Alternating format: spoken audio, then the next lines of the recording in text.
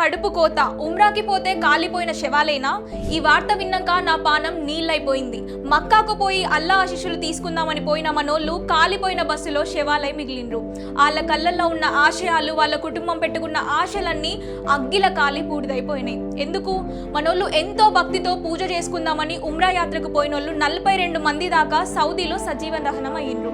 అయ్యో అనుకునే విధంగా మక్కా మదీనా దారిలో ఒక డీజిల్ ట్యాంకర్ ను బస్సు ఢీకొట్టింది. అందులో మన హైదరాబాద్ మల్లెపల్లి ఘాట్ వాళ్ళే ఎక్కువ ఉన్నారట. ఈ ఘోరం చూసినాక ఇది కేవలం విధిరాతేనా, లేక ఎవరో చేసిన పెద్ద తప్పు ఉందా అని మనం గట్టిగా ఆలోచించాలి. బాధ్యత ఎవరిది? ట్రావెల్ ఏజెన్సీ ఏం చేసింది? ఈ టూర్ నడిపించేటోళ్ళు ఎవరు? బస్ కండిషన్ ఏంది? డ్రైవర్ కు నిద్ర లేకపోయినా ప్రాణాలతో చెలగాటమాడి నడిపించిండ్రా? మనుషుల ప్రాణాల కంటే పైసలు ఎక్కువైనాయా?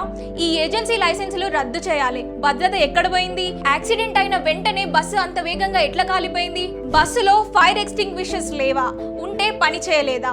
ఈ భద్రత లోపాలపై ప్రభుత్వం సమాధానం చెప్పాలి. కాన్సులేట్ స్పందన ఏంటి? ప్రమాదం జరిగినప్పుడు సౌదీలోని మన ఇండియన్ కాన్సులేట్ రాయబార కార్యాలయం ఎంత ఫాస్ట్ గా పనిచేసింది? మన బిడ్డలు అక్కడ కష్టంలో ఉంటే మన రాయబార సంస్థ ఏం చేస్తున్నది?